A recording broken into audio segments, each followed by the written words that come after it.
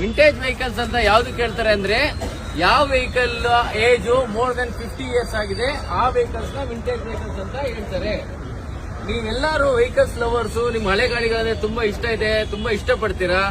ನೀವೆಲ್ಲರೂ ಆ ಗಾಡಿಗಳನ್ನ ಸೇಫ್ ಆಗಿ ಇಟ್ಕೋಬೇಕು, ಕಾನೂನುಬದ್ಧವಾಗಿ ಇಟ್ಕೊಳ್ಬೇಕು ಅಂದ್ರೆ ನಿಮ್ಮ ವೆಹಿಕಲ್ ನ ವಿಂಟೇಜ್ ವೆಹಿಕಲ್ ಆಗಿ ಕನ್ವರ್ಟ್ ಮಾಡ್ಕೊಳ್ಳಿ. ಯಾಕೆ ಕನ್ವರ್ಟ್ ಮಾಡ್ಕೊಳ್ಳಿ ಅಂತ ಹೇಳ್ತಾ ಇದೀನಿ ಅಂತಂದ್ರೆ, ಕಾನೂನುಗಳು ಬದಲಾವಣೆ ಆಗಿ 20 ವರ್ಷದ ಗಾಡಿ ಅಥವಾ 30 ವರ್ಷದ ಗಾಡಿಗಳು RC ಕ್ಯಾನ್ಸಲ್ ಅಂತ ಹೇಳಿದ್ರೆ ರಾತ್ರಿ ನಿಮ್ಮ ಗಾಡಿಗಳ RC ಕ್ಯಾನ್ಸಲ್ ಆಗಿ ನಿಮ್ಮ ಗಾಡಿಗಳು ವೇಸ್ಟ್ ಆಗಿಬಿಡ್ತವೆ. ಅದಾಗಬಾರ್ದು ಅಂದ್ರೆ ಯಾವ್ಯಾವ ಗಾಡಿಗಳು 50 ವರ್ಷ ಆಗಿದೆ, ನೀವೆಲ್ಲರೂ 50 ವರ್ಷ ಆಗಿರೋ ಗಾಡಿಗಳನ್ನ ವಿಂಟೇಜ್ ವೆಹಿಕಲ್ಸ್ ಅಂತ ಮಾಡ್ಕೊಳ್ಳಿ. ವಿಂಟೇಜ್ ವೆಹಿಕಲ್ಸ್ ಮಾಡ್ಕೊಂಡ್ರೆ ಇನ್ನೊಂದು ಅಡ್ವಾಂಟೇಜ್ ಏನಂದ್ರೆ ಅದು ರಿನ್ಯೂವಲ್ 10 ವರ್ಷಕ್ಕೊಂದ್ಸಲ, ಬೇರೆ ವೆಹಿಕಲ್ 5 ವರ್ಷಕ್ಕೊಂದ್ಸಲ, ವಿಂಟೇಜ್ ವೆಹಿಕಲ್ 10 ವರ್ಷಕ್ಕೊಂದ್ಸಲ. ಆದ್ರಿಂದ ನಿಮ್ಗೆ ಒಂದು ಹೊಸ ರಕ್ಷಣೆ ಸಿಗುತ್ತೆ. ನಿಮ್ಮ ಪ್ರೀತಿಯ ಗಾಡಿನ ನೀವು ಕೊನೆವರೆಗೂ ನೀವು ಅದನ್ನ ಕಾಪಾಡ್ಕೋಬಹುದು, ಮತ್ತೆ ಅದರ ಬೆಲೆ ಕೂಡ ಜಾಸ್ತಿ ಆಗ್ತದೆ.